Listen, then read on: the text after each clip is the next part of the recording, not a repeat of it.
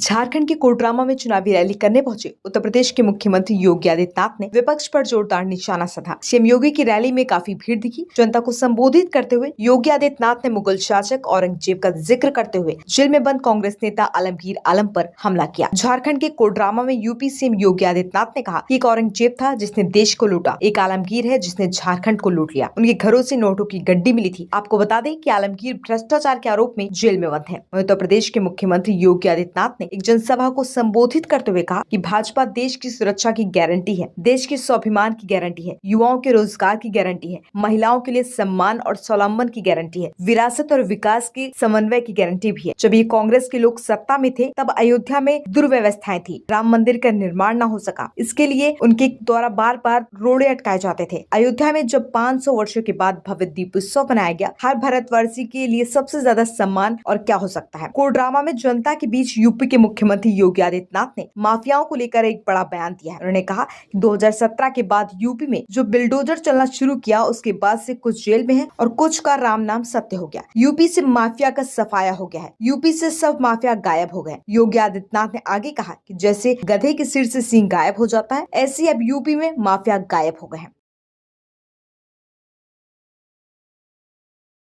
बहनों और भाइयों, आपने अभी पिछले दिनों हरियाणा विधानसभा के चुनाव के परिणाम को देखा होगा। हरियाणा के चुनाव के पहले सभी लोग क्या बोलते थे, और जब चुनाव के परिणाम आए तो अकेले भारतीय जनता पार्टी 2/3 से अधिक सीट जीती और कांग्रेस धराशायी हो गई। हरियाणा के लोगों से जब पत्रकारों ने पूछा कि चुनाव के पहले तो लगता था कि कांग्रेस और उसके सहयोगी जीतेंगे, ये कैसे हुआ, तो हरियाणा की जनता ने कहा कि विकास, सुरक्षा, सुव्यवस्था और सुशासन के लिए डबल इंजन आवश्यक है, और मोदी जी के नेतृत्व में अगर डबल इंजन की सरकार चले तो सोने में सुहागा है। इसलिए हरियाणा की जनता ने निर्णय लेकर के फिर से भारतीय जनता पार्टी को विजयी बनाया है। बहनों और भाइयों, हमारा ये झारखंड, ये कोडरमा प्राकृतिक संसाधनों से भरपूर है।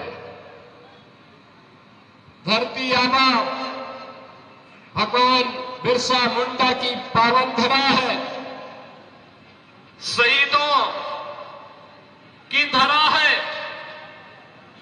देश की आजादी के लिए अकेले कोडरमा से एक नहीं, 4 हुतात्माओं ने अपना बलिदान दे करके इस देश को ब्रिटिश हुकूमत से मुक्त करने के लिए अपना योगदान दिया था। लेकिन आज क्या हो रहा है झारखंड में, मैं देख रहा था, एक आलमगीर आलम थे, औरंगजेब, देश को लूटा था उसने, देश के पवित्र मंदिरों को नष्ट किया था उसने। और दूसरा, झारखंड मुक्ति मोर्चा का भी तो एक मंत्री था आलमगीर, जो यहां लूट करके जिसके घरों में नोटों की गड्डियां के गरीबों के झारखंड वासियों का पैसा उसके घरों में कैसे नोट की गड्डियां उसके नौकरों और उसके परिवार के अन्य लोगों के घरों में किस रूप में पड़ी हुई थी। ये लूट का इससे दूसरा घटिया स्तर और दूसरा देखा नहीं जा सकता है। और इसीलिए मैं कहने के लिए आया हूं बहनों और भाइयों, ये चुनाव उसी विकास के नाम पर जिन लोगों ने आपको छला है उसको जवाब देने का एक अवसर भी है। भारतीय जनता पार्टी, जहां कहीं पर भी भारतीय जनता पार्टी की सरकारें हैं, उन्होंने विकास का एक मॉडल दिया, उन्होंने विरासत का सम्मान किया। आप यही सोचिए, 1947 में देश आजाद हुआ था, कांग्रेस को देश की जनता ने शासन करने का अवसर दिया था, एक लंबे समय तक उन्होंने शासन किया था, लेकिन क्या कभी किसी ने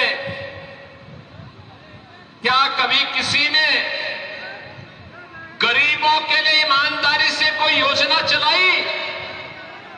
बहनों और भाइयों, मोदी जी जब 2014 में प्रधानमंत्री बने थे, मीडिया ने उनसे पूछा था कि प्रधानमंत्री बनने के बाद आपका एजेंडा क्या होगा? मोदी जी ने कहा, एक लाइन में उन्होंने कहा था, सबका साथ और सबका विकास।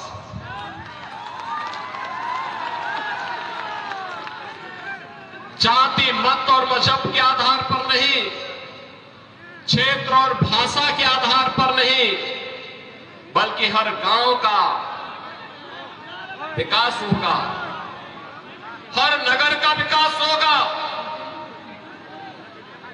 गरीब, किसान, नौजवान, महिलाएं, इन सब का विकास होगा। देश की सुरक्षा के साथ कोई भी समझौता नहीं होगा। देश का सुरक्षा का मॉडल क्या होना चाहिए, ये आज आप देख रहे होंगे। कांग्रेस की सरकारें हुआ करती थी, तब चीन हमारे देश के अंदर घुसता था, और आज आप देख रहे होंगे, समाचार रोज पढ़ रहे होंगे, आज चीन की सेनाएं पीछे हट रही हैं और वहां पर भारत की सेना गश्त कर रही है। पाकिस्तान तो अब भारत का नाम सुनकर के ही कंपकपी शुरू हो जाती है। पाकिस्तान को जैसे लगता है, अब जब उसको कहीं सुनवाई नहीं होती तो यूएन में कहता है, उसको सपने आते हैं, कहता है कि भारत कभी भी हम पे हमला कर सकता है, हमारी जान बचाओ।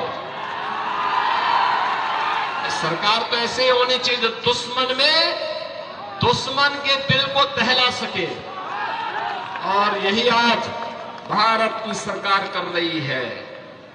बहनों और भाइयों, देश की सुरक्षा हो या आंतरिक सुरक्षा, आप सोचो, ये कांग्रेस और उसके सहयोगियों ने कश्मीर की समस्या दी थी, मोदी जी ने धारा 370 समाप्त करके कश्मीर की समस्या का समाधान कर दिया। कांग्रेस ने गरीबों को भूखा मरने के लिए छोड़ दिया था, किसानों को आत्महत्या करने के लिए मजबूर कर दिया था। कांग्रेस हो या झारखंड मुक्ति मोर्चा या आरजेडी, इनको जब भी अवसर मिला, इन्होंने गरीबों के पेट पर लात मारने का काम किया, किसानों को आत्महत्या करने के लिए मजबूर किया, नौजवानों को पलायन करने के लिए मजबूर किया, प्राकृतिक संसाधनों पर लूट मचाने का इन्होंने कार्य किया। यही तो करते रहे। प्राकृतिक संसाधनों से भरपूर यह क्षेत्र अभ्रक की खदानों के लिए जाना जाता है। यहां पर तमाम नए प्राकृतिक संसाधन मौजूद हैं, प्रकृति की गोद में मौजूद हैं, लेकिन नियत सही हो। एक गरीब को एक ट्रॉली बालू नहीं मिलता घर बनाने के लिए, लेकिन बालू माफिया इस सरकार का संरक्षण प्राप्त करके फल फूल रहे हैं। शराब माफिया फल फूल रहे हैं, वन माफिया और भू माफिया सिर तान करके चल रहे हैं। और इसी ने कहने के लिए आए हैं, ये माफिया का उपचार केवल भाजपा है, भाजपा।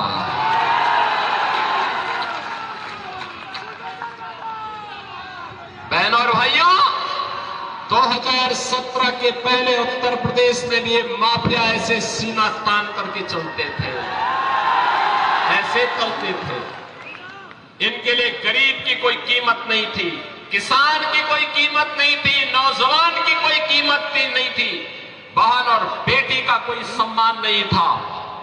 लेकिन 2017 के बाद जब उत्तर प्रदेश के बुलडोजर ने चलना प्रारंभ किया तो आज आप देखते होंगे दुर्दांत भूमाफिया, दुर्दांत से दुर्दांत भूमाफिया आज उत्तर प्रदेश की धरती को छोड़ चुके हैं। कुछ तो जेल में है और कुछ लोग राम नाम सत्य है की यात्रा में भी चले गए। भूमाफिया नहीं, खनन माफिया भी नहीं, वन माफिया भी नहीं, पशु माफिया भी नहीं, संगठित अपराध में संलिप्त माफिया भी नहीं। आज तो कोई भी माफिया हो, शराब माफिया हो या बालू माफिया, यूपी से गायब हो गया है। ऐसे ही गायब हो गया जैसे गधे के सिर की सींग समाप्त हो गई। और इसलिए बहनों और भाइयों, आपसे कहने के लिए माफिया को अब चाट कौन भाजपा है। भाजपा की सरकार लाइए, गरीब को उसका हिस्सा भी मिलेगा, गरीब को उसका सम्मान मिलेगा। जिसके पास राशन कार्ड नहीं उसको राशन कार्ड की सुविधा, जिसके पास आयुष्मान कार्ड नहीं उसको आयुष्मान भारत की कार्ड की सुविधा, जिसके पास मकान नहीं उसको मकान की सुविधा। और देश के अंदर एक तरफ मोदी जी के नेतृत्व में एनडीए का गठबंधन है और दूसरी तरफ कांग्रेस के नेतृत्व में झारखंड मुक्ति मोर्चा और आरजेडी जैसा इंडी गठबंधन भी है। दोनों गारंटी दे रहे हैं, लेकिन दोनों की गारंटी में अंतर है।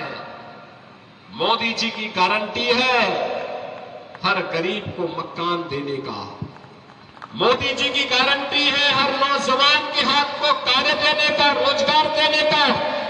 मोदी जी की गारंटी है हर किसान के सम्मान का।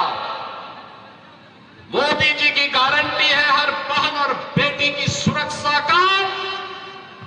और उनके लिए वे योजनाएं जो उनके हित के लिए आगे बढ़ रही है, उन योजनाओं को प्रभावी ढंग से यहां पर लागू करने का जो 5 गारंटी यहां के लिए भारतीय जनता पार्टी ने दी है। लक्ष्मी जोहार योजना, सभी घरों में 500 रुपए में एलपीजी के भरा हुआ सिलेंडर उपलब्ध करवाना और साल में 2 फ्री में सिलेंडर उपलब्ध, भरा हुआ सिलेंडर भी मुफ्त में उपलब्ध करवाना। गोगो दीदी योजना, ये भी भाजपा की गारंटी है, मोदी जी की गारंटी है कि झारखंड की हर महिला के खाते में हर महीने की 11 तारीख को 2100 रुपए, 2100 रुपए तक की वित्तीय सहायता पहुंचा देना। 21 लाख परिवारों को मिलेगा अपना पक्का घर और सभी परिवारों को घर निर्माण के लिए मिलेगा मुफ्त बालू। यानी ये भाजपा कहती है कि हम मुफ्त बालू घर निर्माण के लिए देंगे और बालू माफिया का सफाया कर देंगे। युवा साथी भत्ता, जिन्होंने स्नातक स्नातकोत्तर की डिग्री प्राप्त कर ली, जिन युवाओं को डिग्री प्राप्त करने के पहले 2 वर्ष में अगर उन्हें कोई नौकरी नहीं मिलती है तो प्रत्येक माह 2000 रुपए की गारंटी भी भाजपा आपको दे रही है, एनडीए आपको दे रहा है। और बहनों और भाइयों, इसके साथ ही जो यहां पर भर्तियां ये नहीं कर पाए थे, सरकारी नौकरी नहीं दे पाए थे, पहले में निर्णय लेकर के भारतीय जनता पार्टी ने कहा है उन युवाओं के लिए नौकरी का पिटारा लेकर के भी भारतीय जनता पार्टी झारखंड के अंदर ही लेकर के आएगी। झारखंड के अंदर 5 साल में 5 लाख नौजवानों के लिए नए रोजगार उपलब्ध करवाने के कार्यक्रम को भी भारतीय जनता पार्टी आगे बढ़ाने की बात कर रही है। और इसलिए बहनों और भाइयों, आज मैं आपके बीच आया हूं आपसे कहने के लिए, भारतीय जनता पार्टी देश की सुरक्षा की गारंटी है। भारतीय जनता पार्टी देश के स्वाभिमान की गारंटी है। भारतीय जनता पार्टी युवाओं के रोजगार की गारंटी है।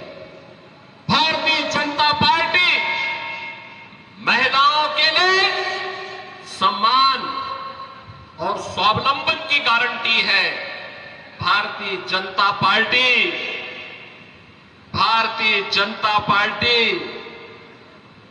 विरासत और विकास के समन्वय की गारंटी भी है। याद करिए अयोध्या से तो मैं आया हूं ना। कितने लोग अयोध्या गए हैं? आप लोग एक बार अयोध्या आइए। मैं अन्नपूर्णा देवी जी से कहूंगा, वे यूपी के अंदर चुनाव के अंदर सह-प्रभारी के रूप में विधानसभा चुनाव के अंदर काम कर रही थी। पूरे यूपी के अंदर घूमी, बहुत अच्छा काम उन्होंने किया था। और मैं आप सबसे कहूंगा, चुनाव के बाद एक बार वो आपको लेकर के अयोध्या पहुंचे। अयोध्या की गारंटी बाकी हम लोग के लिए। एक बार देखिए आप अयोध्या धाम को।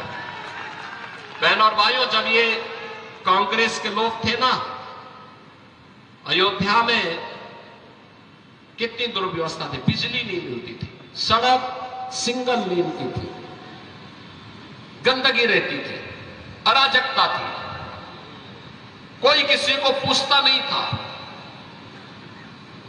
और राम मंदिर निर्माण न हो इसके लिए इनके द्वारा बार बार रोड़े अटकाए जाते थे। आज तो आप देख रहे होंगे, प्रधानमंत्री मोदी जी का यशस्वी नेतृत्व मिला। अयोध्या में 500 वर्षों के बाद अभी भव्य दीपोत्सव का आयोजन भी आपने देखा होगा। कितना भव्य दीपोत्सव अयोध्या में हुआ था। 500 वर्षों के बाद प्रभु रामलला अपने धाम में विराजमान हो गए। हर भारतवासी का सीना गर्व के साथ आज चढ़ा हुआ है इस बात को लेकर के कि हमारे प्रभु राम अपनी जन्मभूमि पर 500 वर्षों के बाद फिर से विराजमान हो चुके हैं। हर भारतवासी के लिए इससे ज्यादा सम्मान और क्या हो सकता है। बहनों और भाइयों, और हम लोगों ने कहा है, आज आप जाइए अयोध्या में, जिस ओर जाएंगे 4 लेन की सड़क मिलेगी और एक इंटरनेशनल एयरपोर्ट का निर्माण भी वहां हो गया है।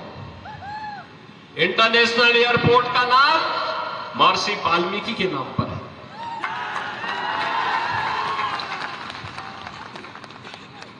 वहां पे जो बड़े बड़े यात्री विश्रामालय बनाए गए हैं, उनका नाम है निषाद राज के नाम पर, निषाद राज गुहा के नाम पर। और जो भोजनालय वहां बन रहे हैं, जहां पे श्रद्धालुओं के लिए शुद्ध भोजन प्राप्त होता है, उनका नाम है माता सबरी के नाम पर।